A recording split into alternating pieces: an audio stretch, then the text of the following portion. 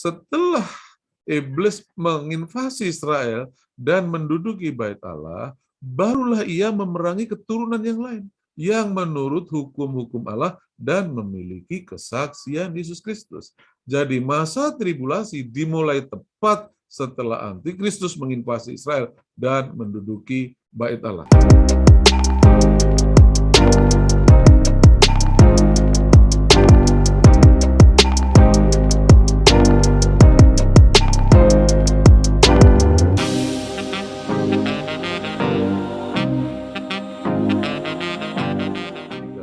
Hai, salam.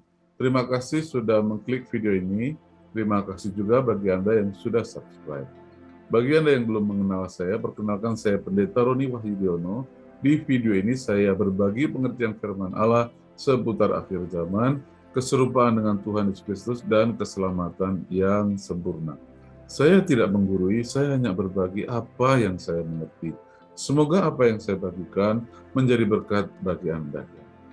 Bagi Anda yang belum subscribe, silahkan subscribe terlebih dahulu dan jangan lupa menekan lonceng agar Anda mendapat notifikasi pada saat saya mengupload video yang baru.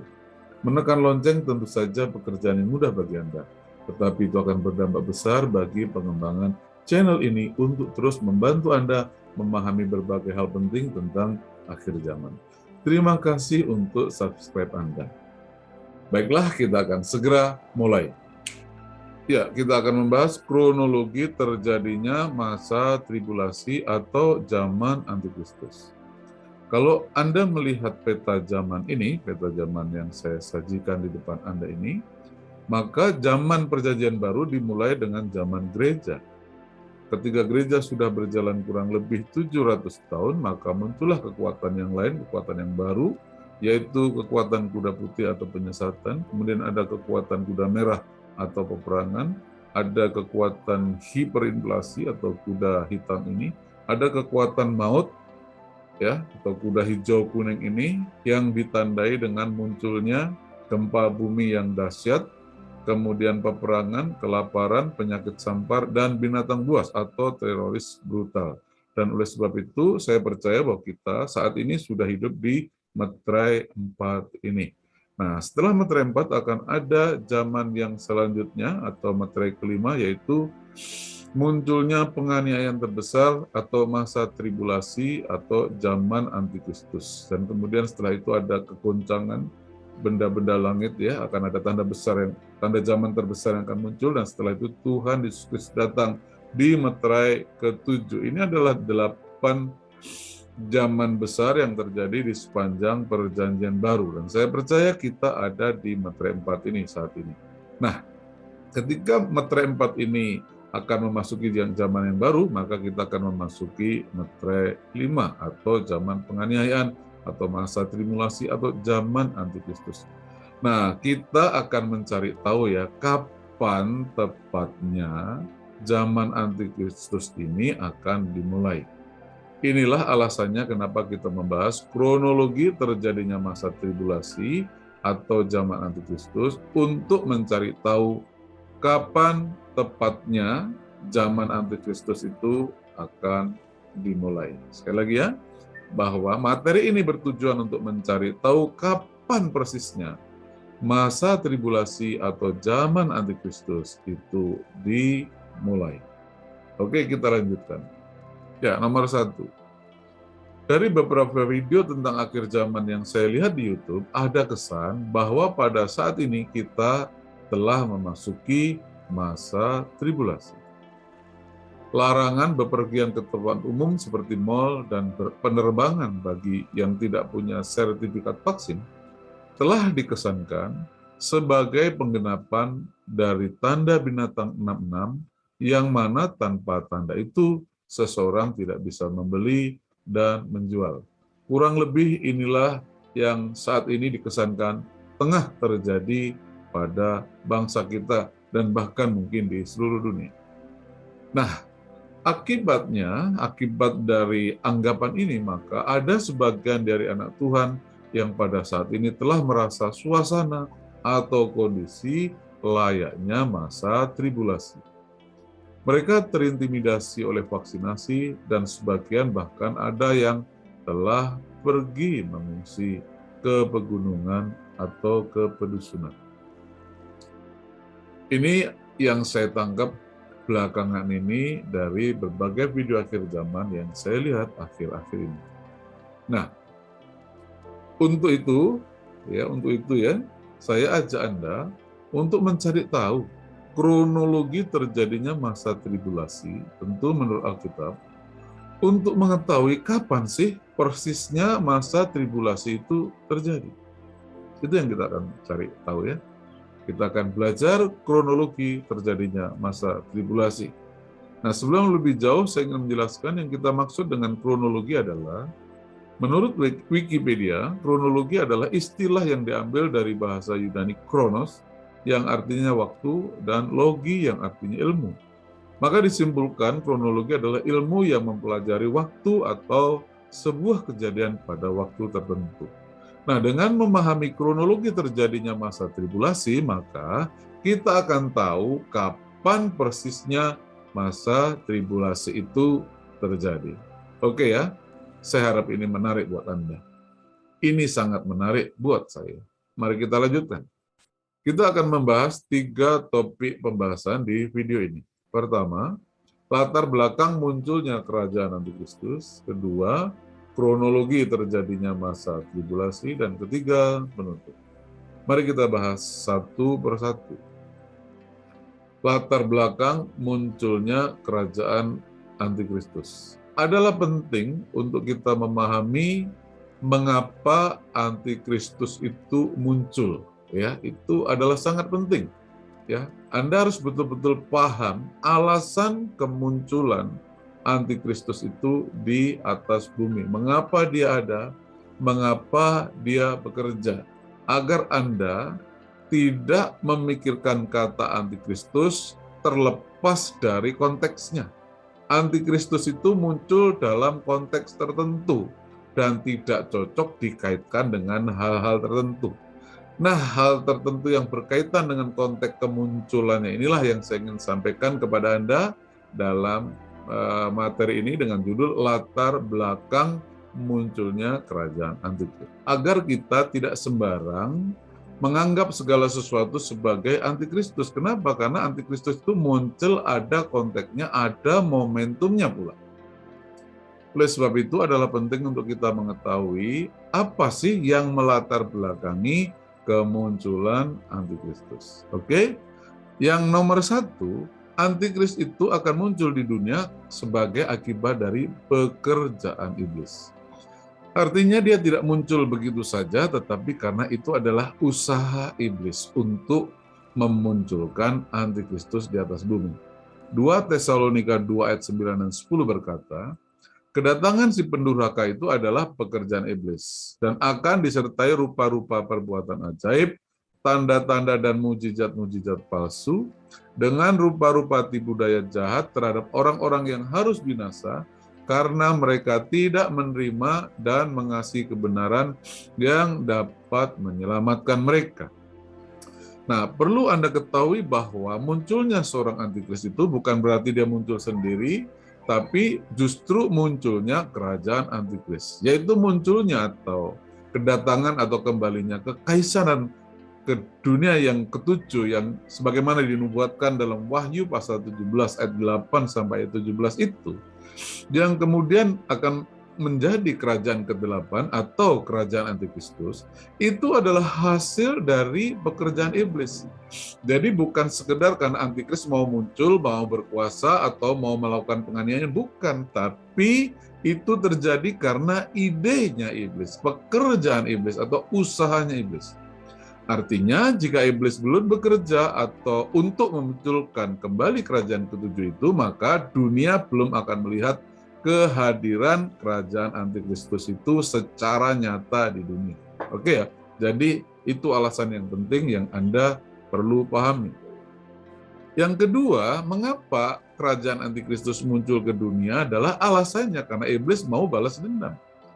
Wahyu 12 ayat 17 menceritakan begini, dan ketika naga itu sadar bahwa ia telah dilempar ke atas bumi, nah yang perlu Anda tahu bahwa naga itu bersama dengan para malaikatnya, yaitu para fallen angel, malaikat yang jatuh itu dilempar ke bumi karena mereka diperangi dan telah kalah. Dan karena itu mereka tidak diberi tempat lagi di surga dan mereka dilempar ke bumi. Dan ketika dia sadar bahwa dia telah dilempar ke bumi, maka ia memburu perempuan yang melahirkan anak laki-laki itu. Ini bangsa Israel, saudara-saudaraku ya. Kenapa? Karena anak laki-laki ini adalah anak laki-laki yang akan memerintah dunia dengan gada besi, yang tidak lain adalah Tuhan Yesus Kristus ya. Tidak ada orang yang bisa atau layak disematkan sebagai pemerintah yang akan memerintah dengan gada besi kecuali Tuhan Yesus Kristus. Nah, Tuhan Yesus Kristus itu lahir dari bangsa Israel. Maka marahlah naga itu kepada perempuan itu, kepada bangsa Israel. Lalu ia pergi memerangi keturunannya. Jadi keturunan lain dari bangsa Israel akan diperangi. Siapa itu?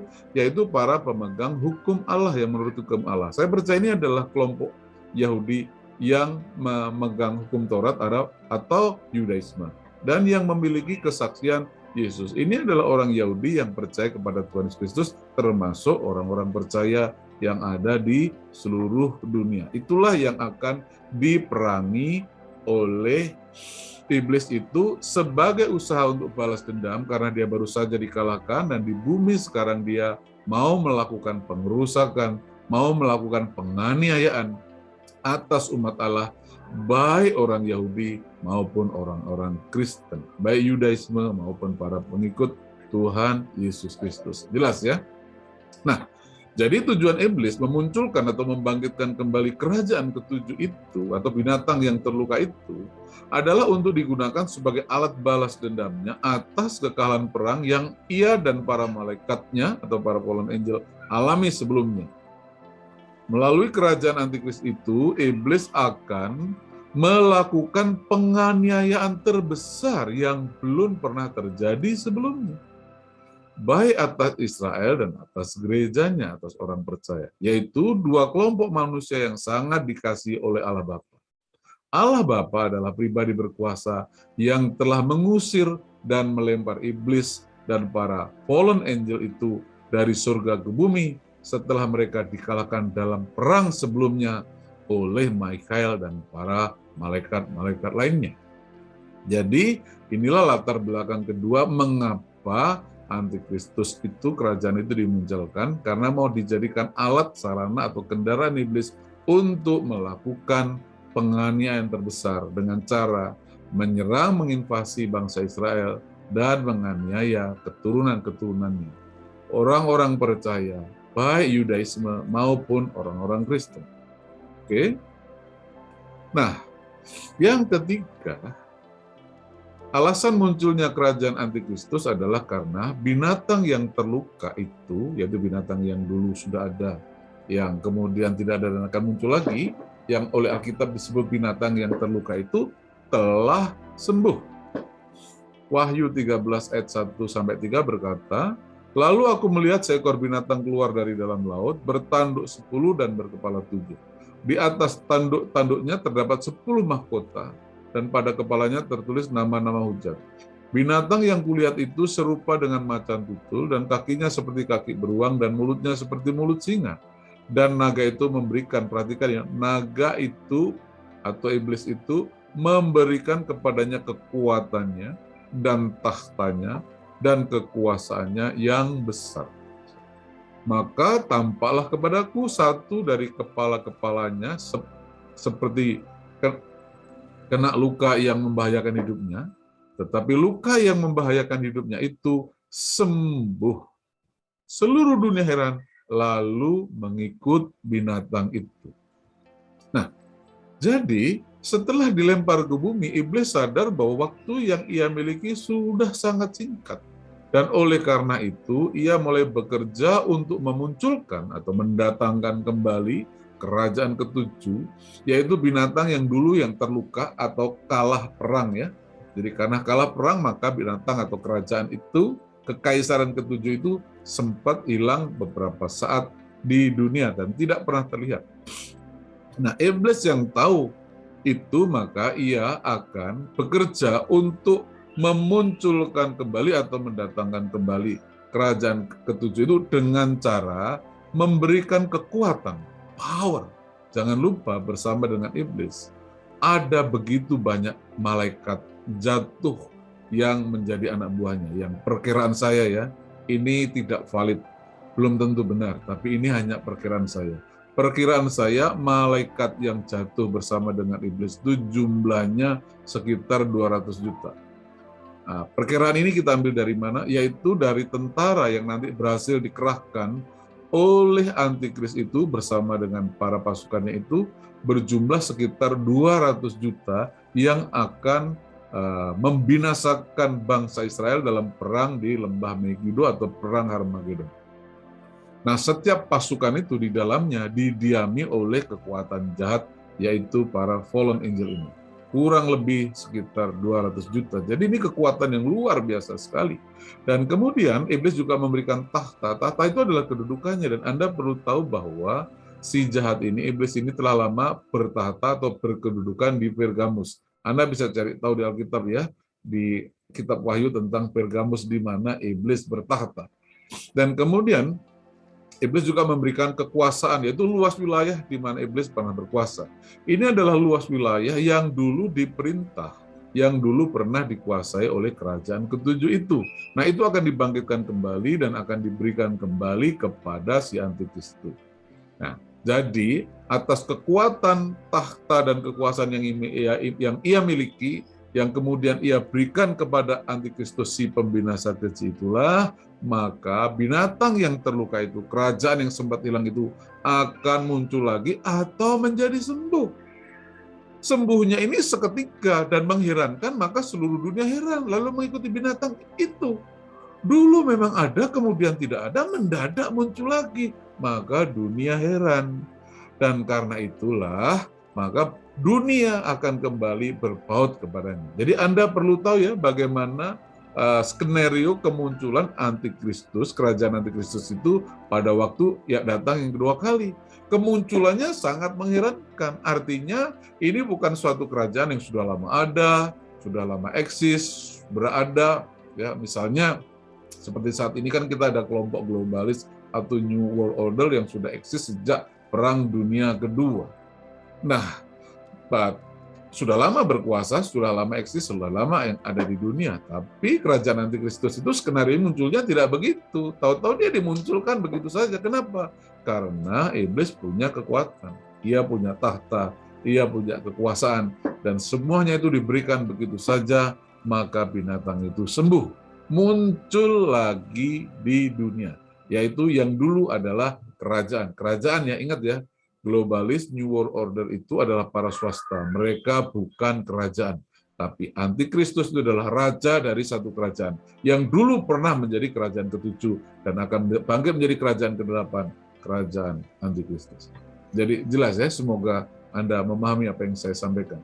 Kalau Anda belum mengerti apa itu kerajaan 7 dan lain sebagainya, coba Anda lihat video saya yang berjudul Munculnya Kerajaan Antikristus. Itu akan memberi Anda referensi yang cukup mengenai kerajaan antikristus. Anda tinggal lihat di deskripsi, lihat di linknya itu, Anda tinggal tekan di linknya itu, sudah akan muncul video yang saya maksudkan. Oke ya?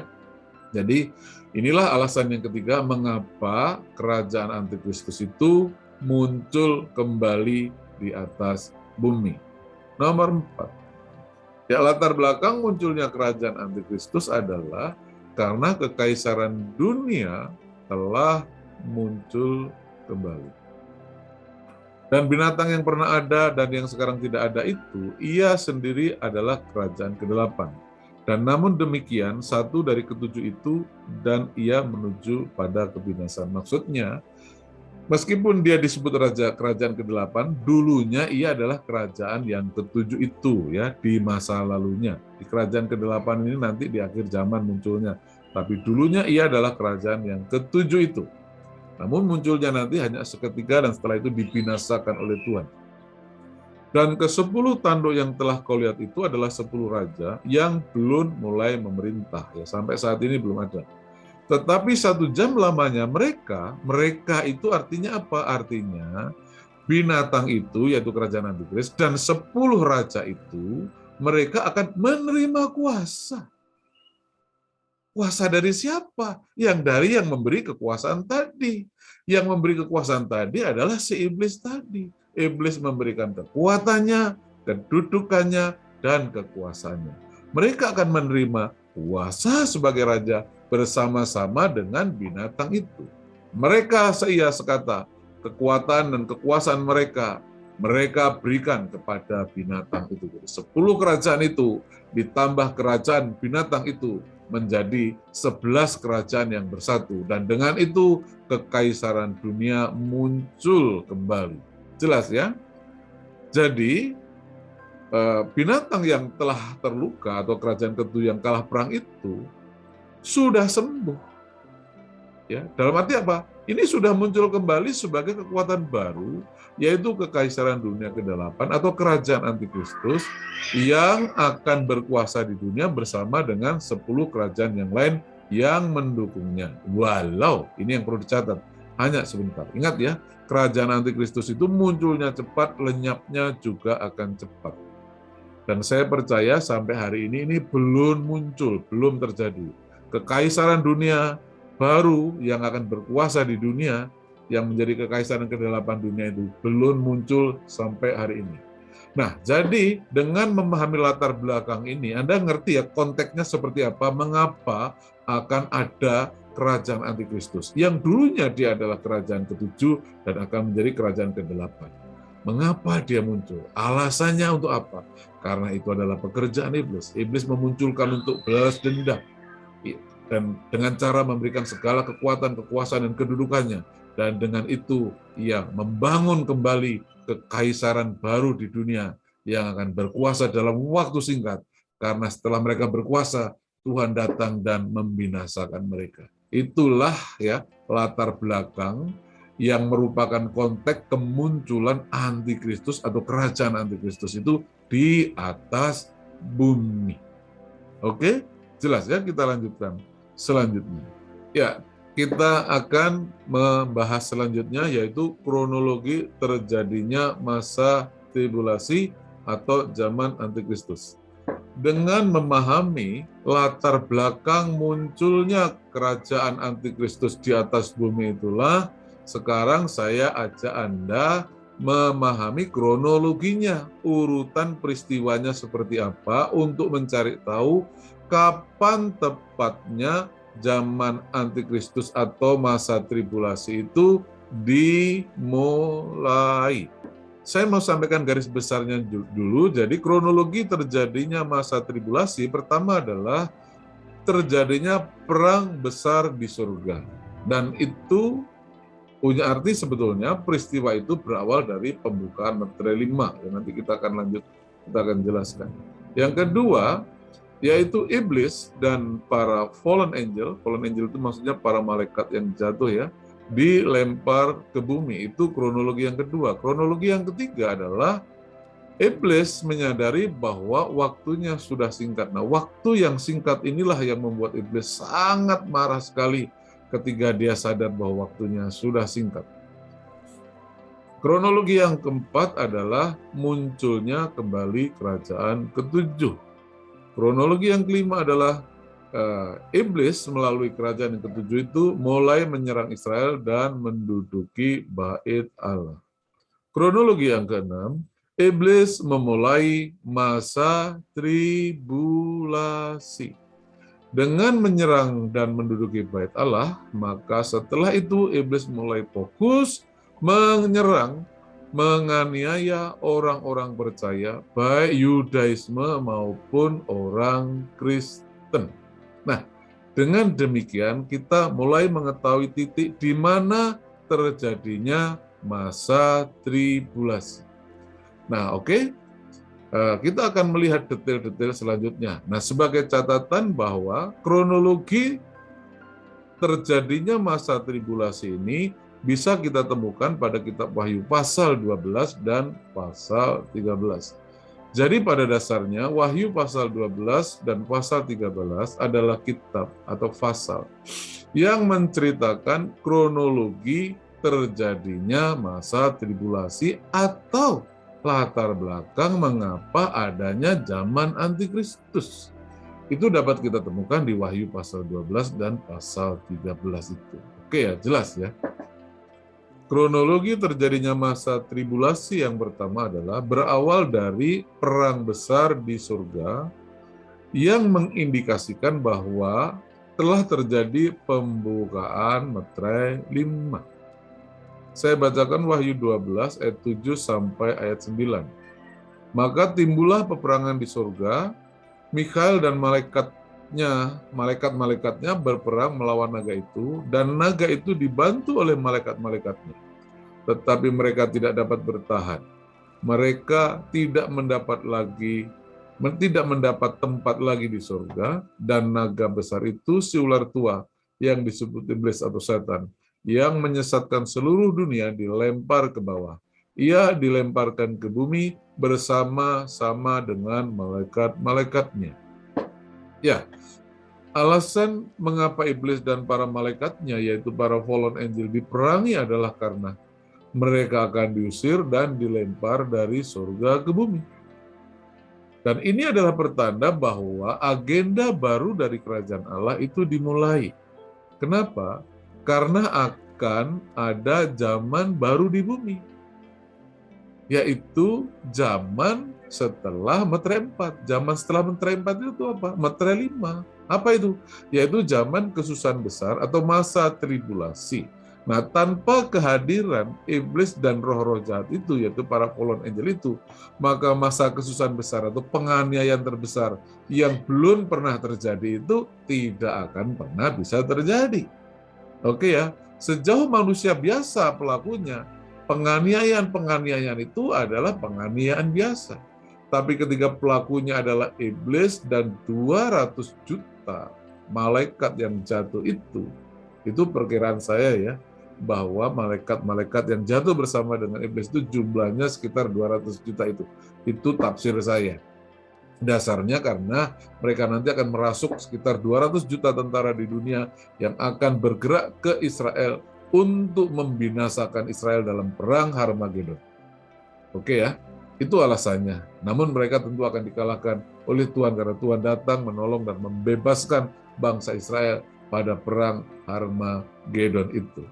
Jadi, dengan adanya perang besar di surga, ini mengindikasikan bahwa pembukaan meterai 5 dimulai, yang artinya akan ada zaman baru. Zaman barunya apa? Zaman kesusahan besar atau masa tribulasi. Oke ya, semoga Anda mengerti. Nomor 2, kronologi terjadinya masa tribulasi adalah iblis dan fallen angel dilempar ke bumi. Dan aku mendengar suara yang nyaring di surga berkata, sekarang telah tiba keselamatan dan kuasa dan pemerintahan Allah kita, dan kekuasaan Dia yang diurapinya, karena telah dilemparkan ke bawah pendakwa saudara-saudara kita yang mendakwa mereka siang dan malam di hadapan Allah kita. Dan mereka mengalahkan Dia oleh darah anak domba dan oleh perkataan kesaksian mereka. Karena mereka tidak mengasihi nyawa mereka sampai ke dalam maut. Karena itu bersukacitalah surga. Perhatikan ya, surga bersukacita setelah iblis diusir ke bumi. Hai surga dan hai kamu sekalian yang diam di dalamnya. Tapi perhatikan, celakalah kamu hai bumi dan laut. Ingat ya, ini peristiwa yang belum terjadi dan baru akan terjadi setelah meterai 5 dibuka. Celakalah kamu hai bumi dan laut, karena iblis telah turun kepadamu dalam geramnya yang dahsyat, karena ia tahu bahwa waktunya sudah singkat. Dengan dilemparnya iblis dan para fallen angel ke bumi, baik yang di surga dan di bumi memasuki babak baru yang bertolak belakang. Para penghuni surga bersukacita, sedangkan penduduk bumi ditimpa celaka. Celakalah kamu hai bumi, kata malaikat Tuhan dalam kata firman Tuhan dalam ayat ini. Ya, penduduk bumi akan ditimpa celaka. Ya, kata celaka artinya bumi akan berada dalam kesulitan, kemalangan, dan kesusahan. Artinya apa? Artinya bumi akan mengalami masa kesusahan besar itu atau zaman tribulasi. Yang saya perlu beri catatan bahwa ketika iblis telah dibuang ke atas bumi dan bumi mengalami celaka, ingat ya bahwa penganiayaan terbesar memang hanya dialami oleh orang percaya, tetapi masa kesusahan besar dialami oleh seluruh penduduk bumi tanpa terkecuali. Sejak saat itu, bumi tidak pernah normal dan sehat lagi seperti waktu-waktu sebelumnya. Karena saat itu agendanya sudah mepet dan kedatangan Tuhan sudah tidak lama lagi. Jadi, iblis dan fallen angel dilempar di bumi, maka bumi mulai saat itu akan ditimpa atau berada dalam masa celaka atau masa kesusahan besar. Kesusahan terbesar yang belum pernah terjadi sebelumnya. Oke. Nah, yang ketiga kronologinya adalah setelah iblis dilempar ke atas bumi, maka iblis sadar bahwa waktunya sudah singkat. Karena itu bersukacitalah hai surga dan kamu sekalian yang diam di dalamnya.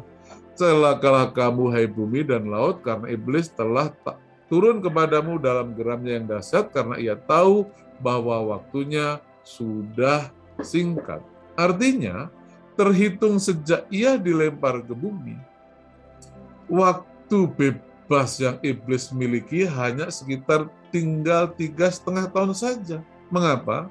Sebab setelah itu ia akan ditangkap dan dimasukkan ke dalam lubang yang tak terduga dalamnya, tepat pada saat Tuhan Yesus datang kembali. Anda bisa baca itu di Wahyu 20 ayat 1 yang 4. Hal inilah yang menyebabkan iblis marah besar, ya, geram yang dahsyat ya pada saat ia berada di atas bumi. Singkatnya, dengan dilemparnya di atas bumi itu, iblis tahu waktunya sudah singkat, sudah tidak lama. Kenapa? Karena Anda bisa bayangkan ini ya, begitu dia mulai di atas bumi dan nanti akan menginvasi Yerusalem, terhitung pada saat itu, ya, mulai saat itu dihitung 3,5 tahun kemudian Tuhan akan datang. Jadi itu artinya setelah iblis dilempar dan kemudian iblis melakukan penganiayaan atas orang Israel, terhitung saat itu waktunya sudah kurang lebih sekitar 3,5 tahun atau mungkin sekitar 4 tahun lebih sedikit sampai saat menjelang kedatangan Tuhan yang kedua kali. Bagi kita waktu 3 atau 5 tahun itu mungkin lumayan lama, tapi bagi makhluk roh waktu sebanyak itu kurang lebih hanya terasa seperti 4 atau 5 hari saja. Itulah yang membuat iblis sangat marah, dan karena itu ia akan melakukan sesuatu yang akan menyakitkan hati Allah.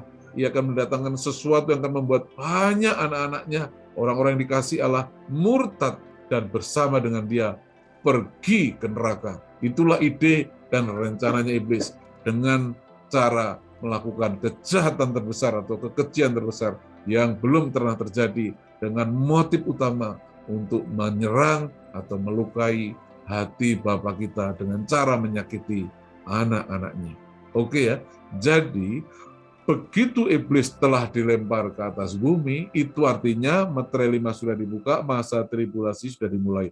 Dan dengan itu dapat kita nyatakan waktunya sudah sangat singkat. Hanya sekitar antara 3 sampai 4 tahun saja Tuhan Yesus Kristus sudah datang. Anda perlu mengerti itu. Oke, kita lanjutkan yang keempat. Nah, begitu iblis dilempar ke bumi dan dia sadar waktunya, artinya waktu dia memang betul-betul sudah singkat, maka ia segera bekerja melakukan ini, yaitu memunculkan kembali kerajaan ketujuh itu.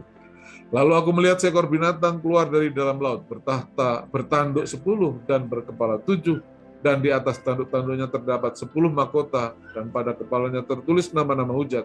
Binatang yang kulihat itu serupa dengan macan tutul, dan kakinya seperti kaki beruang, dan mulutnya seperti mulut singa. Dan naga itu memberikan kepadanya kekuatannya dan tahtanya dan kekuasaannya yang besar.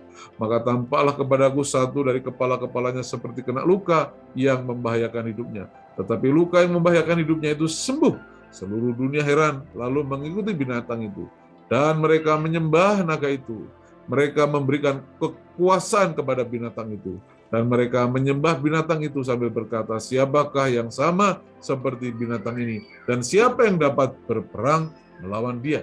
Jadi kalau dikatakan siapakah yang sama seperti binatang ini, maksudnya siapa yang sama dengan kerajaan ini. Ingat ya, kerajaan itu dilambangkan sebagai binatang dalam Alkitab. Jadi kalau Tuhan berbicara binatang, dalam hal ini binatang buas ya, the beast, maka itu artinya kerajaan. Siapa yang sanggup berperang melawan kerajaan ini? Itu maksudnya. Oke?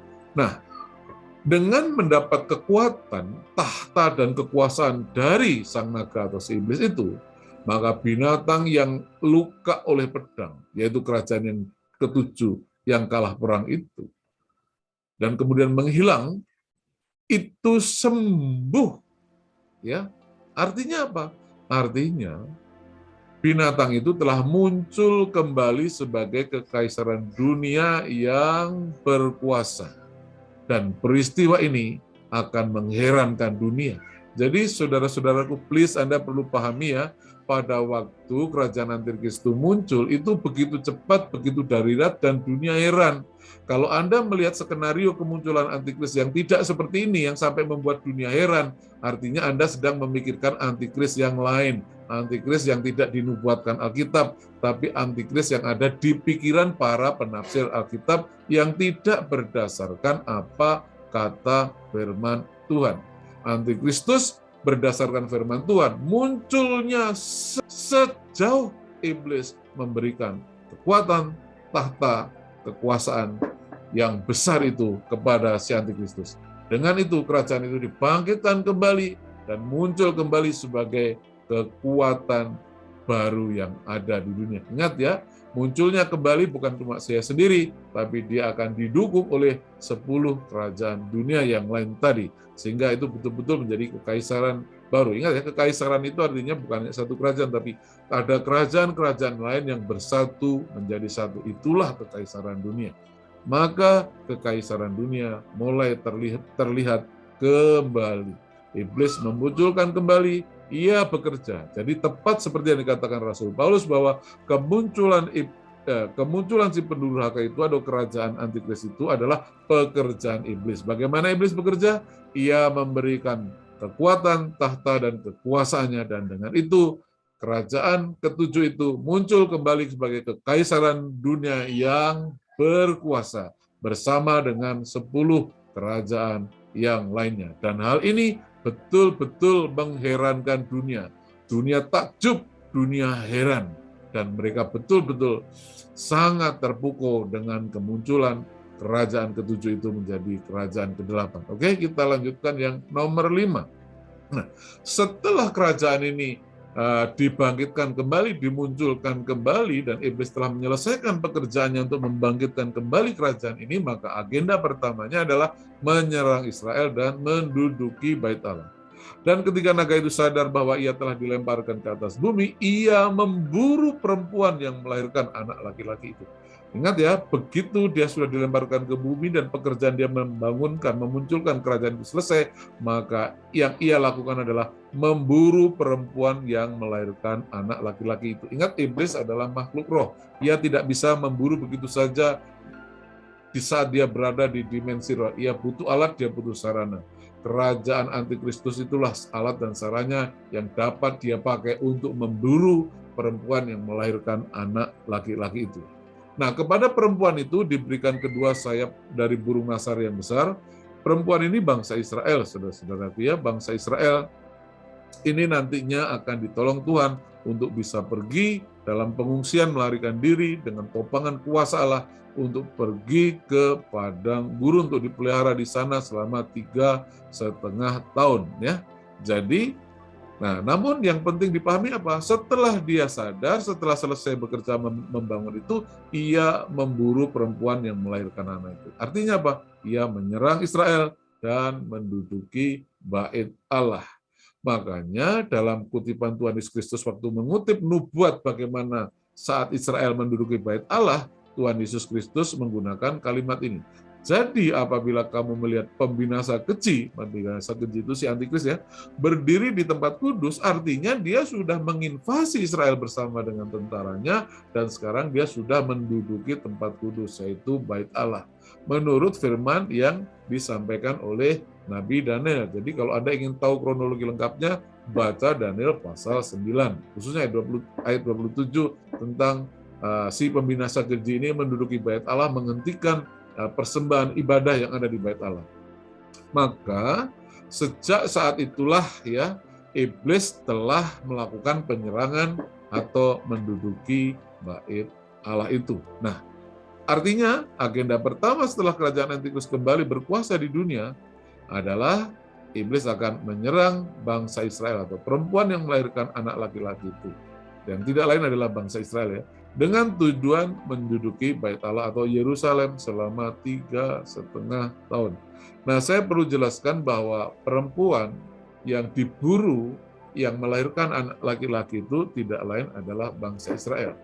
Dalam Alkitab, wanita yang ada matahari, bulan, dan ada bintangnya itu adalah simbol dari bangsa Israel. Sekali lagi ya, penggambaran oleh Alkitab mengenai seorang wanita yang ada matahari, bulan, dan 12 bintangnya, itu adalah simbol dari bangsa Israel, bukan simbol dari gereja. Gereja justru dilahirkan oleh bangsa ini, melalui bangsa ini maksud saya ya. Jadi wanita itu adalah bangsa Israel itu sendiri. Nah, kalau ini dianggap sebagai gereja, ya itu saya secara pribadi kesulitan menemukan ayat dasarnya. Tapi kalau wanita ini dianggap sebagai bangsa Israel, ayatnya ada. Anda bisa temukan itu di Kejadian pasal 37 ayat 9 dan 10 pada saat mana pada waktu itu Yusuf menceritakan mimpinya. Dalam mimpinya itu Yusuf melihat 11 bintang tunduk kepada bintangnya, termasuk adalah bulan dan matahari. Nah, melihat mimpi Yusuf itu, Yakub berkata dengan heran, mimpi apa mimpi kamu itu? Masakan aku ibumu serta saudara-saudaramu? Jadi mataharinya itu adalah Yakub, bulan adalah ibunya, dan 11 bintang itu adalah saudara-saudaranya. Jadi penggambaran semacam ini adalah penggambaran untuk bangsa Israel. Inilah wanita yang diburu oleh si iblis itu. Diburunya wanita ini artinya Israel diinvasi, bait Allah diduduki. Semoga Anda memahami apa yang saya sampaikan ini. Kita lanjutkan. Nah, kronologi yang keenam dari terjadinya masa tribulasi adalah maka dengan diinvasinya Israel dan didudukinya bait Allah, maka masa tribulasi sudah dimulai di situ, ya. Jadi iblis memulai masa tribulasi pada peristiwa itu. Mari kita lihat ayat ini. Lalu ular itu menyemburkan dari mulutnya air sebesar sungai ke arah perempuan itu, maksudnya bangsa Israel, supaya dihanyutkan. Jadi iblis itu ingin melenyapkan bangsa Israel ini, membinasakan bangsa ini. Tetapi bumi datang menolong perempuan itu, ia membuka mulutnya. Ya, ada banyak bangsa tentara yang dikerahkan untuk membinasakan Israel, tapi Tuhan mencetuskan gempa dan gempa itu menghambat perjalanan para tentara itu untuk memberi perlindungan kepada bangsa Israel. Ya, jadi digambarkan sebagai bumi membuka mulutnya dan menelan sungai yang disembunyikan. Jadi banyak tentara akan binasa oleh karena gempa itu. Maka marahlah naga itu kepada perempuan itu. Lalu, nah perhatikan ya, memang yang ditarget Israel ketika Israel mengalami perlindungan, lalu ia pergi memerangi keturunan yang lain. Siapa itu? Yaitu yang menuruti hukum-hukum Allah dan yang memiliki kesaksian Yesus Kristus. Nah, ketika peristiwa itu terjadi, jadi peristiwa Israel diinvasi itu, dan kemudian umat Tuhan mengalami mulai disasar, diserang oleh antikristus, itulah penggenapan dari ayat ini. Sebab pada masa itu akan terjadi siksaan yang dahsyat seperti yang belum pernah terjadi sejak awal dunia sampai sekarang dan yang tidak akan terjadi lagi. Dan sekiranya waktunya tidak dipersingkat, maka segala yang hidup tidak akan ada yang selamat. Akan tetapi oleh karena orang-orang pilihan waktu itu akan dipersingkat. Jadi setelah menginvasi Israel dan menduduki bait Allah, iblis barulah memulai mengarahkan fokus perhatiannya untuk memerangi pemegang hukum Allah. Saya percaya ini adalah orang-orang Yahudi dari kelompok Yudaisme dan pemilik kesaksian Yesus. Dan saya percaya ini adalah keturunan Israel, tapi yang Kristen, yang anak-anak Allah. Jadi orang Israel yang yang percaya Tuhan Yesus Kristus itu kan yang Kristen. Nah, sedangkan orang-orang Kristen yang dari bangsa-bangsa lain yang menjadi Kristen dimasukkan, dihisapkan kepada bangsa Israel rohani ini. Nah, dengan demikian, maka yang diserang oleh antikristus itu dua kelompok ini, Yudaisme dan Kristen. Di seluruh dunia. Ia akan memfokuskan untuk menyerangi mereka dimanapun mereka berada. Nah, dengan ini masa tribulasi telah dimulai. Dunia secara keseluruhan ditimpa celaka, yaitu kesulitan, kemalangan, dan kesusahan yang besar. Oke? Jadi inilah kronologi terjadinya masa tribulasi, yaitu pertama perang besar di surga, iblis atau fallen angel itu dilempar ke bumi, dan kemudian ketiga, iblis menyadari waktunya sudah singkat, dan keempat, iblis memunculkan kembali kerajaan ketujuh, kelima, iblis mulai menyerang dan menduduki bait Allah, dan keenam, iblis mulai masa tribulasi atau masa kesusahan besar itu. Oke ya. Dengan demikian, kita mengetahui kapan masa tribulasi itu terjadi, ya. Nah, jadi pertanyaannya, sejak kapankah masa tribulasi dimulai? Jawabannya, sejak antikristus menginvasi Israel dan menduduki bait Allah. Saya ajak Anda kembali memeriksa ayat-ayat ini. Maka marahlah naga itu kepada perempuan itu, lalu pergi memerangi keturunannya yang lain, yang menuruti hukum-hukum Allah dan memiliki kesaksian Yesus. Diperhatikan ya bahwa setelah iblis menginvasi Israel dan menduduki bait Allah, barulah ia memerangi keturunan yang lain, yang menurut hukum-hukum Allah dan memiliki kesaksian Yesus Kristus. Jadi masa tribulasi dimulai tepat setelah antikristus menginvasi Israel dan menduduki bait Allah. Perhatikan juga ayat ini. Sejak dihentikannya kurban sehari-hari, nah kapan kurban sehari-hari itu dihentikan? Yaitu setelah antikristus menginvasi Israel dan menduduki bait Allah. Dan sejak itulah maka waktu dihitung oleh Tuhan. Ada 1290 hari. 1290 hari itu adalah kata lain dari 42 bulan atau 3,5 tahun. Jadi 3,5 tahun masa antikris itu dimulai sejak bait Allah diduduki atau Israel diinvasi. Itulah kurun waktu kapan terjadinya masa tribulasi, yang artinya antikris muncul dan dikenal dan dilihat dunia di situ. Sebelum itu dunia tidak pernah tahu kapan mana antikris itu muncul. Antikris muncul dan memulai masa tribulasi tepat saat mereka menginvasi dan menduduki bait Allah. Oke ya, jelas ya.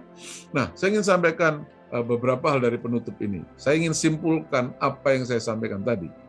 Ya, kesimpulannya adalah sebagai berikut.